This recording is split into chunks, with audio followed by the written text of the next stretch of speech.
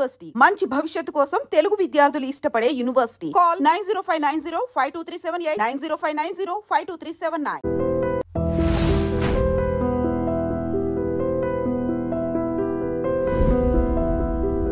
ప్రకాష్ నారాయణ గారి గురించి అందరికీ తెలిసిందే సార్. అంటే మీరు పుట్టింది మహారాష్ట్రలో తెలుగు మాట్లాడే కుటుంబంలో.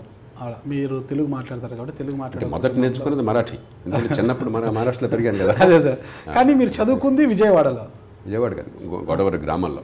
అదే సార్, పుట్టింది పుట్టింది మహారాష్ట్రలో. ఇక్కడ అసలు మీ మూలాలు ఏంటి అన్నది ఒకసారి మా ఐడ్రీమ్ మీడియా ప్రేక్షకులకి లేవు. ఇంకేం మూలాలు అంటే మీరు ఎక్కడ నాన్నగారు మహారాష్ట్రలో ఎక్కడ ఉండేవారు, ఏ ప్రాంతంలో ఉండేవారు, నాన్నగారు ఏం చేశారు? ఒక చిన్న ఊరు. నేను నాగ్పీరా సార్?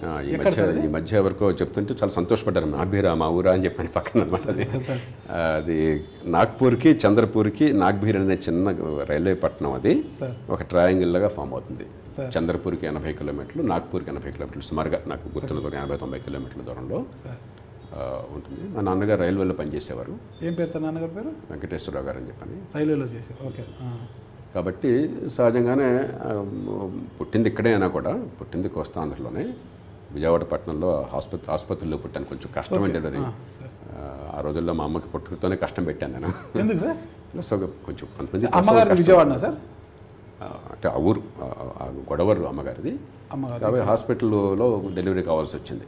కొంచెం ప్రసవం కష్టం వచ్చేసరికి బాలమ్మ గారు. బట్ అక్కడ 3-4 ఏళ్ళు వచ్చిన తర్వాత నన్ను ఇక్కడ పంపించేసి మా అమ్మగారు ఊళ్ళో అక్కడ స్కూల్ ఉంది, హై స్కూల్ ఉంది కాబట్టి అక్కడ చదువుకున్నాను. పెద్దమ్మ గారి దగ్గర గొడవర్ అని. Okay okay sir. ఎంతమంది సంతానం సార్? మీరు పెద్దవారా? నేను పెద్దవాడిని. మళ్ళా సార్ తర్వాత ఒక తమ్ముడు, అంటే తర్వాత ఒక చెల్లెలు ఉండేది. కానీ చిన్ననాడే నాకు 2-3 వయసు ఉన్నప్పుడు పోయింది. నాకు కరెక్ట్గా ఏ వయసు కూడా గుర్తులేదు. నాకు సంవత్సరం. మీరే చిన్న వయసు అన్నప్పుడు మీకేం గుర్తుంటుంది? నాకు 3 ఏళ్ల వయసు లోపలే పోయింది. రాణి అని పేరు గుర్తుంది, మొహం నాకు ఏదో అంటే అస్పష్టంగా మొహం మనసులో ఉంది. చిన్న వయసు కదా. ఆ పాప చిన్ననాడే ఏదో విరోచనాలు వగైరా డీహైడ్రేషన్ వల్ల పోయింది. తర్వాత నా తమ్ముడు, ఆయన రైల్వేలో పనిచేసి రిటైర్ అయినాడు. Okay sir. విజయవాడలో ఉంటాడు. నా తర్వాత 10 ఏళ్లకి చిన్న తమ్ముడు, ఆయన లాయర్గా ప్రాక్టీస్ చేస్తున్నాడు ఇక్కడ హైదరాబాద్లోనే సార్. సార్ నేను 2009లో 2010లో మిమ్మల్ని చిత్తూరు జిల్లా మదనపల్లిలో కలిశాను సార్ మిమ్మల్ని. నేను అప్పుడు ఒక పత్రికలో పనిచేసాను. అప్పుడు ఒక ప్రెస్ మీట్లో వచ్చి చూశాను. ఆ రోజుకి ఈ రోజుకి మీలో ఏమీ మార్పు లేదనమాట. అట్లే అంటే నాకు కాలేజీలో ఉన్న వాళ్ళు కూడా జుట్టు కొంచెం నెరిసింది కానీ పెద్దగా మార్పు లేదని అంటారు. కారణం ఏంటి సార్? అంత వాస్తవం కాకపోవచ్చు కానీ కొంచెం అతిశయోక్తి ఉంటుంది. వయసుతో వచ్చే మార్పు సహజంగా కొంత ఉంటుంది, కానీ పెద్ద బరువులో ఒడిదుడుకులు లేవు. అంటే చిన్ననాడు కొంచెం బరువు, శరీర మార్పులు ఏం లేవు సార్ మీకు? కరెక్ట్ అలాగే ఉన్నది. అదే బరువు పెద్ద మార్పు ఉండకపోవచ్చు. అదే మార్పులు వస్తాయి ఇప్పుడు శరీరంలో. వయసుతో కొంత మీకు చర్మం కొంచెం మారుతుంది, జుట్టు నెరుస్తుంది కానీ స్కిన్ అయితే ముడతలు ఉన్నట్టుగా ఏం పెద్దగా కనిపించట్లేదు. కాబట్టి అది సహజం. చిన్ననాడు నేను బాగా లావు ఉండేవాడిని. Okay sir. నాకు తెలియదు ఆ సంగతి. అంటే లావు ఉన్నానన్న స్పృహ నాకు లేదు కాబట్టి పెద్దగా అద్దాల్లో చూసుకునేవాళ్ళం కాదు కాబట్టి ఫోటోలు చాలా ఎక్కువ లేవు, పెద్దగా లేవు. 13 ఏళ్ళ దాకా, అంటే స్కూలు 13 ఏళ్ళకి వదిలేశాను నేను. ఇంటర్మీడియట్ 13 ఏళ్ళకి వచ్చాను, మొట్టమొదటి ఇంటర్మీడియట్ బ్యాచ్. అప్పుడు దాకా స్కూలింగ్ అయిపోయింది సార్. 10వ తరగతి అయిపోయింది. అదేంటి సార్? అది మినిమం 15 ఇయర్స్ ఏదో మొత్తం స్కూల్లో ఏజ్ ఎక్కువ పెట్టేసి లాగించారు. కొంచెం అందరికంటే ఫాస్ట్గా అయిపోయింది అనమాట. ఓకే. సో చిన్నప్పుడు ఏముంది, మనం పల్లెటూరులో పెరిగితే బాగా గడ్డ పెరుగు సార్, బోర్డు ఎంత తినడానికి అదే పెరిగే తిండి, మీకు బూరెలు గారెలు గడ్డ పెరుగు అది తింటే చాలు సార్. సో మనకి అందులో పిల్లల్ని బాగా ప్రేమతో, అతి ప్రేమతో మనం ఆ రోజుల్లో ప్రేమ అంటే బాగా ఎక్కువ తినిపించిన కొసరి. బహుశా నాకు కంట్రోల్ ఉండేది కాదేమో తెలియదు. నాకు పెద్దగా ఎక్సర్సైజు ఆటలు గేట్లు ఇప్పుడు పెద్దగా ఏం లేదు. దానిలో నత్తగొల్ల లాంటివాడిని నేను.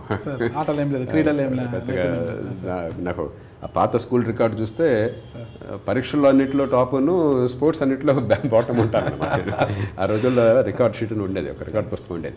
దానిలో స్పోర్ట్స్ కూడా మీకు ఎంత వేగంగా పరిగెట్టారు ఇవన్నీ కూడా రాస్తారు. దానిలో ఫిజికల్ యాక్టివిటీస్లో అంతా కింద ఉండేవాడిని. దోశ ఆ కారణము తిండి ఎక్కువ కావడం చేత అప్పుడు లావుగా ఉండేది. కాలేజీ రాగానే ఒక్క దెబ్బకి మొత్తం పోయింది. ఇంటర్మీడియట్ లోయలో కాలేజ్, ఆంధ్రాలో హాస్టల్లో ఉండేవాడిని. ఎందుకంటే ఇంట్లోనేమో మా పెద్దమ్మకి నన్ను పెంచిన పెద్ది, ఆమె బాగా శుద్ధి, ఆ రోజుల్లో శుద్ధి అంటే మనకి బాటిల్ వాటర్ అవి లేకపోయినా కూడా బాగా శుభ్రంగా ఉంటాం, ప్రతి కూడా పర్సాలు శుభ్రత కడుక్కోవడం. అంటారు. నాకు కూడా బాగా అంత ఇప్పుడు కూడా నేను నా ప్లేట్ నేనే కడుక్కుంటాను, కడుక్కోకుండా తిన్న అలాంటివి ఉంటాయి నాకు అందరు. ఓకే. చేతులు కడుక్కోకుండా, మంచినీళ్ళు కడుక్కోకుండా చేతులు పెట్టిన ఇలాంటివి ఉంటాయి. హాస్టల్కి వెళ్ళేసరికి అవి అంత సాధ్యం కాల. అది కష్టం. దాంతో తినడానికి చాలా కష్టంగా ఉండేది, అలవాటు ఒక రకమైంది. దాంతో తిండి చాలా వరకు తగ్గిపోయింది. బహుశా అప్పటి నుంచి ఆ దెబ్బతో నేను ఐఏఎస్ చేరినప్పుడు 54 కేజీలు. మీరు 54. చాలా సన్నగా ఉండేవాడిని. అయినా బాగా ఆరోగ్యం పర్ఫెక్ట్. అప్పటికి బాగా వ్యాయామం కానీ, బాగా నడక కానీ, ఇవన్నీ బాగా. ఇంటర్మీడియట్ తర్వాత మెడిసిన్ చేశారు కదా సార్ మీరు? మెడిసిన్ చేశాను అక్కడి నుంచి. Okay sir. కానీ ఇప్పుడు పెరిగింది. అప్పుడు 54 కేజీలు, ఇప్పుడు నేను 66-67 ఉంటాను. మెడిసిన్ ఎక్కడ చేశారు సార్? మెడిసిన్ గుంటూరులో. Guntur medical college. ఓకే. అంటే మీకు ఇంటర్మీడియట్ తర్వాత ఫస్ట్ అటెంప్ట్లోనే మెడిసిన్ వచ్చింది సార్, మళ్ళీ ఏమన్నా? నాకు జీవితంలో 2వ అటెంప్ట్ దేనికి చేయాలి